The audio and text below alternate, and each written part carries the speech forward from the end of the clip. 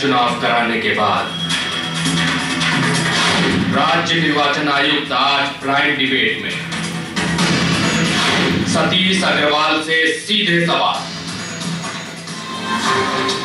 नमस्कार, prime debate में आप सभी का बहुत बहुत स्वागत है। मैं ब्रजेश मिश्रा हूं। प्राइम डिबेट में आज हम उत्तर प्रदेश के सबसे बड़े मुद्दे की चर्चा करेंगे और सबसे खास मेहमान को भी हमने आज प्राइम डिबेट में आमंत्रित किया है। उत्तर प्रदेश में पंचायत के चुनाव 2 बार हुए हैं, 2 चरणों में। एक बार 73% वोट हुआ, दूसरी बार 72%। तकरीबन 22 करोड़ मतदाता दोनों बार को अगर मिला लें तो इसके आसपास वोटर्स बने, जिसमें से 72 से 73% लोगों ने अपना मतदान किया। किसी भी देश में दुनिया के ये सबसे बड़ा पंचायत चुनाव जो उत्तर प्रदेश में हुआ, ये वर्ल्ड रिकॉर्ड है। खास बात ये रही कि इस बार पिछली बार के मुकाबले ऐसी कोई हिंसा नहीं हुई जिसकी वजह से इस चुनाव को बहुत ज्यादा कोई रक्त रंजित कहा जाए। आमतौर पर इस चुनाव को सफल माना जाएगा। यूपी में पंचायत चुनाव कराना विधानसभा और लोकसभा चुनाव कराने से ज्यादा कठिन है और आज डीजीपी जगमोहन यादव ने ये बात स्वीकार भी की। बहुत महत्वपूर्ण रोल रहा राज्य निर्वाचन आयुक्त सतीश अग्रवाल का, जिन्होंने इस पूरे चुनाव को कोऑर्डिनेट किया, इस पूरे चुनाव को संपादित कराया, इस पूरे चुनाव को सकुशल निपटाया। इस चुनाव में बहुत ऐसी खासियत निकल कर सामने आई जो कई बार इस लोकतांत्रिक व्यवस्था में बहुत हैरान भी करती है। फैशन डिजाइनर से लेकर पीएचडी होल्डर, गांव के मजदूर से लेकर अच्छी खासी 1.5 लाख 2 लाख रुपए प्रति माह की नौकरी करने वाले तक प्रधान बने। खास बात ये रही 21 साल की कम उम्र की प्रधान से कल हमने आपको मिलवाया तो एक बीटेक क्वालिफाइड इंजीनियर जो अपनी जॉब छोड़कर प्रधानी का चुनाव लड़के अपने गांव की तरक्की के लिए है। तो इस चुनाव ने जो मतकर जो कुछ निकाला है वो बहुत कुछ इस बात का संकेत देता है कि हमारे देश में और उत्तर प्रदेश में बदलाव दिख रहा है। युवाओं में ललक जगी है कि वो किस तरह राजनीति में आए, अपने देश, अपने प्रदेश, अपने गांव का भला करें। और इस बार सबसे ज्यादा खास बात रही महिलाओं का पार्टिसिपेशन, जिसको हम चूल्हा और चौके की भी सरकार कहते हैं। तो आप सबको जानकर ये ताज्जुब होगा, लेकिन ये सच है कि महिलाओं के लिए रिजर्व सीट पर तो महिलाएं जीती ही, 11.5% उन सीटों पर भी महिलाओं ने कब्जा किया जो पुरुषों के वर्चस्व में थी। यानी महिलाओं की आबादी इस बार पंचायत चुनाव पर पुरुषों पर ज्यादा हावी रही और उस पर भी युवा हावी रहे। युवाओं में भी जो मैच्योर जो 40 से 45 साल के एज ग्रुप है, उनका दबदबा सबसे ज्यादा रहा। इस सबसे संकेत ये मिलते हैं कि समाज बदलाव की दिशा में है। इस देश में तरक्की, डेवलपमेंट ये मुख्य मुद्दा है। अब रही बात कि ये परफॉर्म कैसा करेंगे, ये 5 साल में इनके काम से डिसाइड हो जाएगा। तो मेरे साथ बहुत खास मेहमान और उत्तर प्रदेश के राज्य निर्वाचन आयुक्त सतीश कुमार अग्रवाल स्टूडियो में विशेष तौर पर मैंने आमंत्रित किया है। पिछली बार भी जिला पंचायत का चुनाव खत्म होने के बाद मैंने अग्रवाल जी को आमंत्रित किया था। इस बार भी विशेष तौर पर आमंत्रित किया है ताकि जनता को बताएं कि उन्होंने चुनाव कैसे संपादित कराया, क्या मुश्किलें आई, और जब इतना बड़ा महाचुनाव जिसको मैं कहता हूँ कराया, जो लोकसभा और विधानसभा से ज्यादा कठिन है, तो उसके मंथन से निकला क्या क्या, अमृत क्या निकला और विष क्या निकला। बहुत बहुत स्वागत है आपका सतीश कुमार अग्रवाल जी, राज्य निर्वाचन आयुक्त। सबसे पहले तो मेरा सवाल है कि मुझे आप अपना अनुभव बताइए कि ये चुनाव संपादित करा के अब आप कुछ हल्का महसूस कर रहे हैं? नहीं, हल्का की बात नहीं है, लेकिन ये चुनाव करा के एक सुखद अनुभूति है, एक खुशी है इस बात की कि इतना बड़ा काम था, इतना बड़ा दायित्व था हम पर, तो उसका हमने सफलतापूर्वक उसका निर्वहन किया, इसकी हमें खुशी। इस चुनाव में आपको क्या क्या ऐसी महत्वपूर्ण उपलब्धियां देखने को मिली जो आपको लगता है कि वो पहली बार हुई, अच्छा हुआ? मुझे एक चीज इसमें समझ में आ रही है कि इस बार विमेन एम्पावरमेंट, महिला सशक्तिकरण मुझे ज्यादा दिखी। जैसा कि आंकड़े भी बता रहे हैं कि 11% से ज्यादा पुरुषों की सीट पर महिलाएं जीती। देखिए, महिलाओं का आरक्षण 33% है, लेकिन 44% महिलाएं जीत के आई। इसका मतलब ये है कि 11% ऐसे पदों पर महिलाओं ने चुनाव लड़ा है जहां पुरुष भी उनके साथ चुनाव लड़े हैं। महिलाओं ने पटकनी दी। आप ये देखिए कि इन 11% में 70% ऐसी सीट है जहां महिलाओं ने पुरुष को हराया है। यदि नंबर 2 पर जो प्रत्याशी आया है वो पुरुष है। इससे भी मजे की बात यह है कि 30% पद ऐसे हैं जहां जो दूसरे नंबर का प्रत्याशी है वो भी महिला है। आप ये देखिए कि कितना बड़ा परिवर्तन है। ये क्या संकेत क्या देता है? आप तो बहुत लंबे समय से ब्यूरोक्रेसी में भी रहे हैं, आयोग में भी हैं, ये संकेत क्या है? संकेत बिल्कुल स्पष्ट है। संकेत ये है कि शिक्षा और इंफॉर्मेशन टेक्नोलॉजी, ये जो रेवोल्यूशन है, और महिलाओं को अब ये लगता है कि उन्हें आगे बढ़ना है, उन्हें अपना हक जो है वो हासिल करना है, और उसके लिए वो लड़ने के लिए तैयार है। वो आगे आ रही हैं, वो लड़ रही हैं और सफल भी हो रही हैं। अच्छा, एक और महत्वपूर्ण बात है, ये जो डेटा मेरे पास मौजूद है, आयोग द्वारा ही जारी किया गया है, 21 साल से 35 साल का जो एज ग्रुप है, जो बिल्कुल यंग जिसको कहा जाएगा, यंगिस्तान की, इनका जो प्रतिशत है महिलाओं की जीत का, वो पुरुषों के मुकाबले ज्यादा है। 21 से 35 साल के जो ग्राम प्रधान चुने गए हैं, चुनी गई है तकरीबन 38.5%। यानी यंगस्टर्स पर जो बिलीव है वो बढ़ाया जाता है। देखिए विजय जी, ये एक बड़ी इंटरेस्टिंग फैक्ट है ये कि हमारे यहाँ 21 वर्ष से और 35 वर्ष के बीच के जो प्रत्याशी थे वो 35% जीत के आए हैं। लेकिन इस 35% में पुरुष जो है वो 32.5% हैं और महिलाएं जो हैं 38.5% हैं।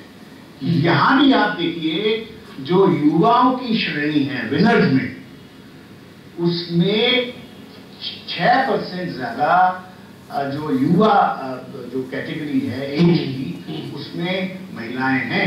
तो ये हर तरीके से अगर आप देखिए, आगे 36 से जो 60 वर्ष का एज ग्रुप आप लोगों ने निकाला, उसमें भी 56% ज्यादा महिलाएं जीत कर आई, उसमें भी हैं। लेकिन सबसे बड़ी बात यह है कि जो युवा कैटेगरी है 21 से 35, उसमें वो पुरुषों से 6% आगे हैं, जो कि एक बहुत इसका क्या मतलब मीनिंग, इसका सामाजिक निहितार्थ क्या है? इसका निहितार्थ ये है कि यंगस्टर्स में भी जो महिलाएं हैं वो पुरुषों से आगे हैं,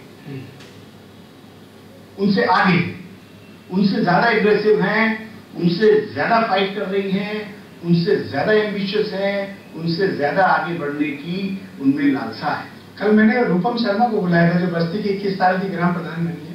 कमिश्नर साहब, आपको जान के बड़ी हैरानी होगी, जब मैंने उससे पूछा तुम्हारी प्राथमिकता क्या है, तो उसका पहली प्राथमिकता है कि गांव के हर घर में शौचालय बनवाऊंगी और मैं अपने परिवार का कोई दबाव नहीं झेलने वाली, मैं खुद निर्णय लूंगी। ये दिखाता है कि हमारे समाज में कितना बदलाव आ रहा है। देखिए विजय जी, ये एक आम धारणा है और मुझसे लोग कहते हैं इस बात को कि ये जो महिलाएं हैं, लड़कियां हैं, ये जब प्रधान बन जाएंगी तो इनके घर वाले या जहां उनकी शादी हो गई है वहां उनके पति, या जहां शादी नहीं हुई है वहां उनके पेरेंट्स उनके लिए डिसीजन लेंगे और वो लोग पीछे हट जाएंगे। ऐसा नहीं है, ये धारणा हमारी गलत है। ये लड़कियां, महिलाएं जब प्रधान पद की कुर्सी पर बैठेंगी तो ऐसा नहीं है कि इनके सारे डिसीजंस इनके पति या इनके पेरेंट्स ही इन्फ्लुएंस करेंगे, ये खुद भी निर्णय लेंगे। अच्छा, मुझे एक चीज की बड़ी हैरानी हो रही है और दर्शक भी जानकर इस बात को चौंकेंगे कि संभल जैसे पिछड़ा हुआ जिला जिसको यूपी का माना जाता है, वहां महिलाओं की जो जीत का परसेंटेज है वो 54.5, यानी आधे से ज्यादा सीटों पर महिलाएं वहां जीत करेंगी। ब्रजेश जी, आपके प्रदेश में 5 ऐसे जनपद हैं जहां जीती हुई महिलाओं का प्रतिशत 50 या उससे अधिक ज्यादा है जी। संभल में 54.5, रामपुर में 54.4, मुरादाबाद में 51%, बदायूं में 50.5%, 50.5% और बहराइच में 49.6। मैं तो कहता हूँ 33 तो आपने रिजर्व की है, लेकिन जो सबसे लोएस्ट है चित्रकूट, वहां से भी 40% जीत है। सबसे लोएस्ट है मथुरा जी, और 36.7, उसके बाद आगरा 37, उसके बाद हाथरस, उसके बाद कानपुर देहात और उसके बाद चित्रकूट। तो ये आप ये भी मैं आपको बताऊं कि कुछ जनपद तो ऐसे हैं जहां महिलाओं ने सिर्फ चुनाव ही नहीं जीता है, बड़े भारी मार्जिन से, अच्छे मार्जिन। तो ये बहुत बड़ी उपलब्धि है, बहुत बड़ी बात है इस प्रदेश के लिए। और मैंने हमेशा कहा है और आज मैं पुनः उस चीज को दोहराना चाहूंगा, आने वाले समय में इस प्रदेश की समाज, इस प्रदेश की आर्थिक व्यवस्था और राजनीति, इस सब में बदलाव है। एक बात मुझे बताइए, बहुत व्यक्तिगत सवाल है आपसे, तमाम लोग जानना भी चाहते हैं। इतना बड़ा आपने पंचायत चुनाव उत्तर प्रदेश में कराया, बहुत दबाव, बहुत तनाव, बहुत सब चीजें झेली होंगी। इस पूरी प्रक्रिया के दौरान, और सच बताइए, सबसे मुश्किल वक्त आपके लिए क्या था और क्या हुआ था? आप ये समझिए, सबसे मुश्किल वक्त तो हमारे लिए तब था जब ये कुछ जिलों में हिंसा हुई जी, और कुछ जिलों में इस तरीके के हादसे हुए जो बड़े दुखद थे। और उस वक्त धर्म संकट हमारे पास हमारे लिए ये था कि या तो हम उसमें कड़ी कार्रवाई करें, और अगर हम उसे नजरअंदाज कर देंगे तो आगे के चुनाव पर उसका बहुत बुरा असर पड़ेगा।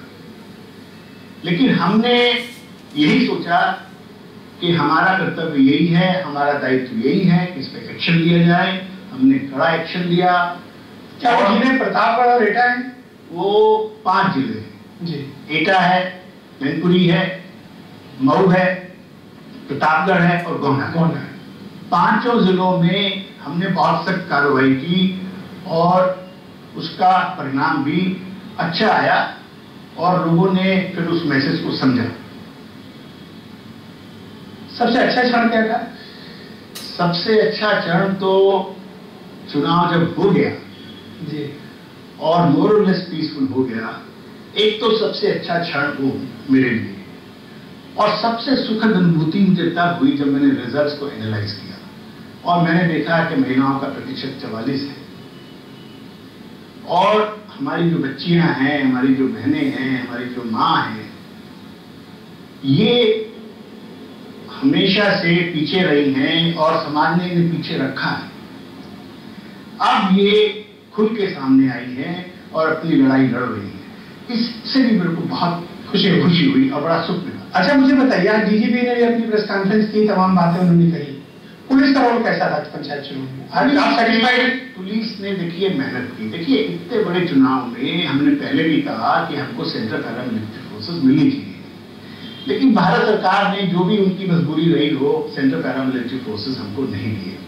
अब इतने बड़े प्रदेश में आप देख ही रहे हैं जो समस्याएं हैं या जो भी इश्यूज हैं, उसमें आप चौकीदार, विलेज चौकीदार और होमगार्ड और पीवीडी जवान और सिविल पुलिस से, और पीएसी हमारे पास बहुत ज्यादा पीएसी भी नहीं है, तो इतना बड़ा चुनाव अपने इन सीमित संसाधनों में कराना कठिन काम है। तो ब्लेम करना बहुत आसान है कि इसने काम ठीक नहीं किया, उसने काम ठीक नहीं किया। कुल मिला के कुछ लैप्सेस तो जरूर रहे हैं पुलिस के पास पर, लेकिन कुल मिलाकर अच्छा काम किया है पुलिस ने, मेहनत की है और उसके परिणाम भी अच्छे हैं। अच्छा, कुछ लोग ये भी कह रहे हैं कि जो सेंट्रल पैरामिलिट्री फोर्स है उसका डिप्लॉयमेंट ठीक से नहीं किया गया था। नहीं, वो डिप्लॉयमेंट वाला इशू जो है वो बेसिकली ये लोग उसको जो कंपनीज थी उसको स्प्लिट करना चाहते थे, लेकिन वो जो उनके हेडक्वार्टर के लोग थे वो कह रहे थे कि आप स्प्लिट न करिए, पूरी कंपनी को एक साथ रखिए। तो उनसे नेगोशिएट करने में, उनसे बातचीत करने में थोड़ा विलंब हुआ, वरना तो सीपीएमएफ का ठीक इस्तेमाल किया गया। इस बार मैंने एक चीज और खास तौर पर देखी अग्रवाल जी की यूथ का जो पार्टिसिपेशन है इलेक्शन में इस बार ज्यादा रहा है बनस्पत पिछले चुनाव के। तो यूथ का आकर्षण अचानक से प्रधानी और जिला पंचायत में कैसे हुआ? देखिए यूथ जो है, इसके पीछे कुछ और रीजन तो नहीं? यूथ जो है हमारी, जो पढ़ लिख गए हैं बच्चे, रोजगार नहीं मिला तो चलो प्रधान बन जाए, और जिनकी गांव की बैकग्राउंड है जी, और अभी भी परिवार गांव में रहता है, माँ बाप रहते हैं, बूढ़े हैं, रिश्तेदार हैं, नाती हैं और खेती है या और भी अच्छा उनके लिए एक माहौल है, तो वो नौकरी छोड़कर आए हैं। उन्हें लगता है प्रधान का पद महत्वपूर्ण है भी, और जैसा आप हमेशा कहते हैं कि ये स्टेपिंग स्टोन है, आज प्रधान बने हैं, कल को जिला पंचायत के अध्यक्ष बनेंगे, उसके बाद हो सकता है एमपी बनेंगे। ये एक शुरुआत है और पॉलिटिक्स में ग्लैमर भी है, पावर भी है, और प्रधान के पास आजकल रिसोर्सेज की भी कमी नहीं है, फंड अच्छे मिल रहे हैं, फंड्स भी अच्छे मिलते हैं काम करने के लिए। लेकिन मुझे लगता है कि यूथ का और विमेन का जिस तरह से पार्टिसिपेशन हुआ है ये एक सामाजिक बदलाव की तरफ तो दिखाई देता है कि समाज में एक तरीके का बदलाव आ रहा है। जो लोग कल को पॉलिटिक्स को हेट करते थे आज वो पॉलिटिक्स का हिस्सा बन रहे हैं। आप सच मानिए ये बहुत बड़ा परिवर्तन है। लोग शायद इसको अंडर एस्टिमेट कर रहे हैं, लेकिन आप आने वाले 5 या 10 साल में देखेंगे समाज और राजनीति का पूरा स्वरूप बदल जाएगा उत्तर प्रदेश में। एक आरोप भी लगा है, मैं चाहता हूं कि आप जनता को उसका जवाब दें। आप सीधे उसके लिए उत्तरदायी नहीं है, लेकिन गवर्निंग बॉडी एडमिनिस्ट्रेटिव कंट्रोल आप कर रहे हैं। तमाम जगह ये आरोप लगा कि जिला पंचायत चुनाव के बाद जो मतदाता सूची पुनरीक्षण का काम हुआ उसमें बड़े पैमाने पर घूस लेके मतदाताओं के नाम बढ़ाए गए। एक एक जिले में 1-1 लाख, 1.25 लाख तक नाम बढ़ा दिए गए। इस पर आपने कोई जांच बिठाई, कोई कठोर कार्रवाई की? इसको क्यों नहीं रोक पा रहे थे? देखिए, जो वोटर लिस्ट बनी थी हमारी वो बिल्कुल ठीक बनी थी, लेकिन जब चुनाव शुरू हो गए, जब हमारा नोटिफिकेशन हो गया, तो उस वक्त ये हुआ कि साहब कुछ वोटर छूट गए हैं, इसलिए सप्लीमेंट्री वोटर लिस्ट बनाई जाए। तो उसका प्रोविजन भी है लॉ में। ये जो सप्लीमेंट्री वोटर लिस्ट बनी है इसमें गड़बड़ी है। इसमें जिला प्रशासन ने, कुछ जिलों में जिला प्रशासन ने गलत तरीके से नाम काट दिए और गलत तरीके से नाम जोड़ दिए। 4 जिलों से हमको शिकायत आई और चारों जिलों में हमने जांच कराई। आप जानते हैं कि हरदोई में शिकायत आई, हरदोई में एफआईआर कराई गई, एसटीएफ ने जांच की और 4 लोगों को अरेस्ट किया। इसी तरीके से बलिया में ऑब्जर्वर ने हमको रिपोर्ट भेजी, मुरादाबाद में ऑब्जर्वर ने हमको रिपोर्ट भेजी, फर्रुखाबाद में ऑब्जर्वर ने हमको रिपोर्ट भेजी। हमने सबका संज्ञान लिया है और सब में कार्रवाई की है और सारी जांच हमने एसटीएफ को दी है। तो ये आगे के लिए इतनी सख्त कार्रवाई है कि वोटर लिस्ट को उसे छेड़छाड़ करना, ये तो पाप है, टेम्पर करना, ये तो पाप है, ये क्रिमिनल ऑफेंस है और इस पर सख्त कार्रवाई की जाएगी। अच्छा, ऐसी शिकायत को जौनपुर और प्रतापगढ़ में? प्रतापगढ़ का तो मैंने नाम लिया ही आपसे। प्रतापगढ़ में भी ऑब्जर्वर की रिपोर्ट आई है हमारे पास। प्रतापगढ़ में सुनील कुमार जो प्रमुख सचिव स्तर के अधिकारी हैं, उन्होंने भी बड़ी डैमेजिंग रिपोर्ट भेजी है और उसमें जिला प्रशासन को उन्होंने स्पष्ट रूप से सीधे तौर पर उत्तरदायी माना है। उस पर भी हम कार्रवाई करेंगे। हाँ, मुझे लगता है कि अगर ऐसे कुछ एग्जाम्पलरी एक्शन आप लेंगे तो शायद अगली बार इस तरह की हरकतें नहीं करने पाएंगे। 5 जनपदों में तो एग्जाम्पलरी एक्शन वोटर लिस्ट को लेके हुआ है, 5 जनपदों में लॉ एंड ऑर्डर को लेके एग्जाम्पलरी एक्शन हुआ है, तो मिला के 10 जिले हो गए।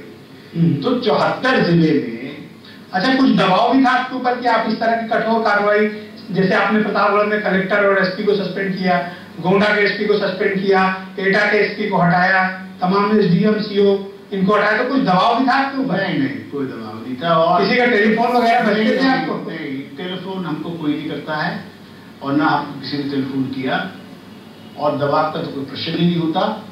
और दबाव अगर होता भी तो भी हम ये कार्रवाई करने से पीछे नहीं हटते। इस कार्रवाई से संदेश गया लोगों तक? बिल्कुल गया, सारा प्रदेश जानता है और अच्छा संदेश गया है।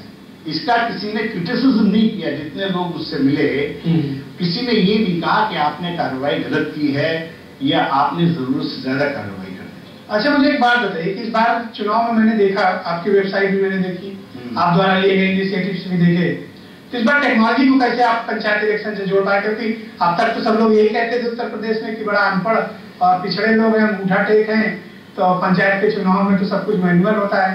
तो इसमें टेक्नोलॉजी का यूज कैसे किया आपने? टेक्नोलॉजी सिस्टम को अगर आप ट्रांसपेरेंट बनाना चाहते हैं, पारदर्शी बनाना चाहते हैं, तो आपको टेक्नोलॉजी का इस्तेमाल करना पड़ेगा। हमने वोटर लिस्ट का जो पुनरीक्षण किया, ऑनलाइन किया, वोटर लिस्ट बनाई, ऑनलाइन बनाई, सब देख सकते थे। पूरा सिस्टम हमने ऑनलाइन किया, सारी मॉनिटरिंग ऑनलाइन की, जितने रिजल्ट्स आए सब ऑनलाइन है। हर आदमी हमारी वेबसाइट पे देख सकता है कि उसे कितने वोट मिले हैं, उसके दूसरे को कितने वोट मिले हैं, और जिसने हमको टेलीफोन नंबर दिया उन सबको कंप्यूटर जनरेटेड मैसेजेस गए कि आप चुनाव जीत गए। तो ये जो टेक्नोलॉजी का हमने यूज किया और जो ट्रांसपेरेंसी आई, तो जो आरओ और कलेक्टर का एक अधिकार था वो खत्म हुआ? नहीं, ये तो सिग्नेचर तो करके देते ही, लेकिन खेल भी कर देते हैं, इसीलिए पकड़े गए ना। अगर ये टेक्नोलॉजी नहीं होती और अगर ये हमारा ऑनलाइन सिस्टम नहीं होता तो हम पकड़ते कैसे? ये पकड़े इसीलिए गए, जहां जहां गलतियां हुई वहां लोग पकड़े इसीलिए गए हैं। और देखिए टेक्नोलॉजी की सबसे बड़ी बात क्या है, अगस्त से लेके अब तक हमारी वेबसाइट को 44 लाख लोगों ने देखा है और 156 विश्व के मुल्कों ने देखा है। अच्छा, मुझे कोई बता रहा था, डेटा भी मेरे पास मौजूद है, कि 15% जो विजिट है आपकी वेबसाइट पे पंचायत चुनाव की, वो अमेरिका से हुई है।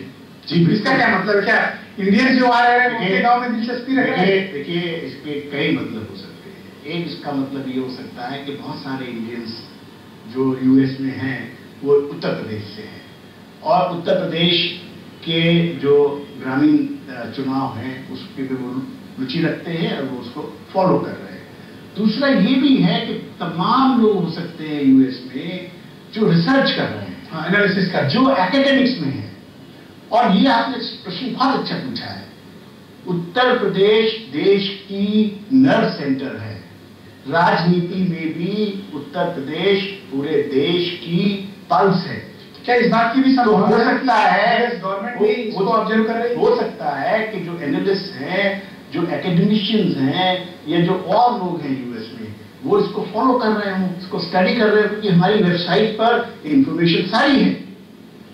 तो ये, लेकिन ये है बड़ा विलक्षण कि उत्तर प्रदेश में चुनाव हो और 44 लाख लोग जो है उस साइट को विजिट करें और उसमें 6,60,000 लोग जो है अकेले यूएस से, वो अकेले यूएस से हों। नहीं, वैसे सामान्य तौर पर हम लोग ये मान के चलते थे कि यूपी के बहुत से लोग गल्फ कंट्रीज में रहते हैं, तो मैं ये मान रहा था कि वहां पेनिट्रेशन ज्यादा होगा, लेकिन वहां कम है और यूएस में ज्यादा है।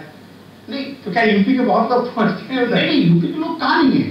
देखिए यूपी को आप उत्तर प्रदेश के बगैर देश में कुछ होता है? आप बताइए मुझे।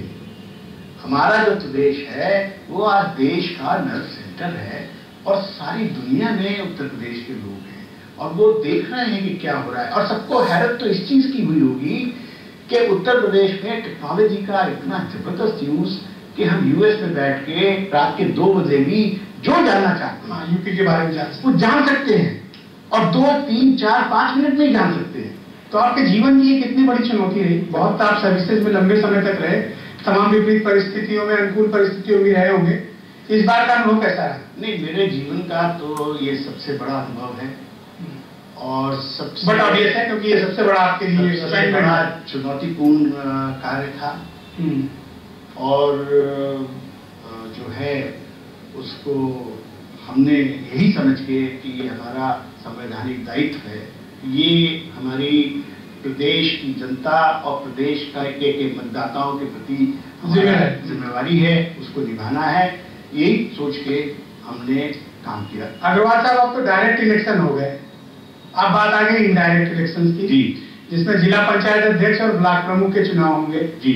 उत्तर प्रदेश में जो जिला पंचायत सदस्य, बीडीसी और ये प्रधान जी लोग जी, इस तरह भ्रष्टाचार की सूचनाएं आ रही हैं कि एक एक सीट पर वोट खरीदे जा रहे हैं। कई जिला पंचायत के लिए एक एक मेंबर को 1 करोड़ फॉर्च्यूनर दी जा रही है, कई 25 लाख और एक बोलेरो दी जा रही है बीडीसी मेंबर्स को, कि वोट बेच रहे हैं। और आयोग का ये कर्तव्य बनता है कि ऐसे लोगों पर लगाम लगाए, सख्त कार्रवाई करे, उनको डीबार करे जो लोग इस तरह के घूस देकर वोट मांग रहे हैं या वोट खरीद रहे हैं या जो भी घूस देकर वोट दे रहे हैं। देखिए, जैसा आप कह रहे हैं, अगर ऐसा है, सूचनाएं तो आप तक आती होंगी, अपुष्ट रूप से बने, तो ये बड़ी दुखद बात है और ये बड़ी तकलीफ की बात है, क्योंकि ये जो गांव की सरकार है और आप समझिए कि ये जैसा कि हमने अपने जो विज्ञापन दिए, जो हमने कैंपेन चलाया है, उसमें भी अगर आप देखें तो अपनी सरकार बनाने का है। जो गांव की सरकार है, देखिए जो गांव का आदमी है उसे एमएलए साहब से बहुत कम काम पड़ता है और एमपी साहब से तो और भी कम पड़ता है, लेकिन जो गांव का प्रधान है, हाँ, उससे सबका वाक्य, या जिला पंचायत का अध्यक्ष, उससे सबको काम। पर मुझे आप बताओ कि ऐसे लोगों पर कार्रवाई आप कैसे करोगे? करेंगे। देखिए वो आपको समय आएगा तो आप तो आयोग ऐसे जो भ्रष्टाचार के जरिए अध्यक्ष या ब्लॉक प्रमुख बनना चाह रहे ऐसे लोगों में नजर रखेगा?